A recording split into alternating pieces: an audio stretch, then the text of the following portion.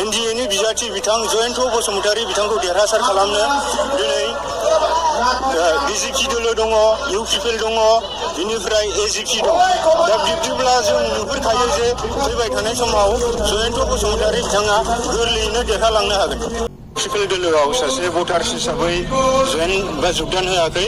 आं सासे सापर्टार हिसाबै फैबाय थानाय जिथु 7 मे खालार खालि जानो गोनां जिथु 3rd फेजनि MP बिसायख'थि बेयाव एनडिए दोलोनि बिजाथि जयन्त बसुमतारी बिथांखौ देरहासार खालामनांगौनि असिलायाव जों बेवहाय दिनै सापर्ट होनो होननानै जिउ गोसो मोदोम होनानै ओंखारबोदों।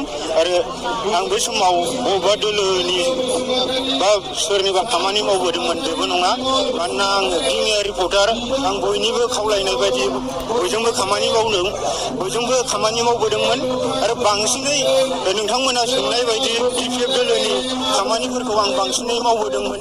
बेखौ बुंना लानायावबो जेबो आंहा अबजेक्सन थानाय नङा, मानोना आं BPFनि जानानै बांसिन प्रचार खालामबोदोंमोन।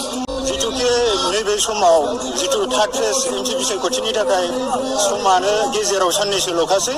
बेखिनि समाव जोङो जिथुके ससियेल मिडियानि गेजेरजों जोङो माखासे गोहोम खोख्लैनो हायो हिसाबै जों बे समाव बुंगोन जिथुके नैबे बुब्लियाव जोङो नुनो मोनदों जों फिल्डआव गिदिंग्रा हिसाबै दिनै BPF दोलोआ हारसिङै नांदों। नाथाय बे जिथु नैबे 1 नं ST लकसभा समस्तियाव एनडिएनि बिजाथि बिथां जयन्त बसुमतारी बिथांखौ देरहासार खालामनो दिनै बिजेपि दोलो दङ, UPPL दङ, बेनिफ्राय AGP दं।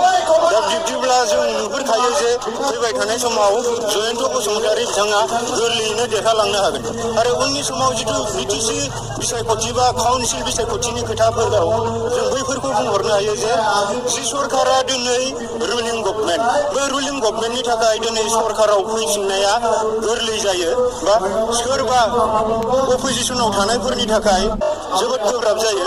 दा बैफोर परिबेसखौ नुहुरनानै दिनैनि समाव जिथुके बयबो जोङो जौगानाय बिथिंजोंनो जों खामानि मावनांगौब्ला दिनै आरो प्रमद बर' बिथांनि दैदेननाय जिथु UPPL सरकार बिथाङा दिनै BTC आव सान्थि आरो गोजोनखौ गायसननो हादोंब्ला जों बे समाव जोङो बिथांखौनो सापर्ट खालामनानै जोङो फिन खनसे अनलायनायनि गेजेरजों माबोरैबा जोङो BTC आव मोनसे सनानि BTC दाफुंनो हागोन। बैफोरनि थाखाय जों बयबो खामानि मावलायनांगौ होननानै आं सानो।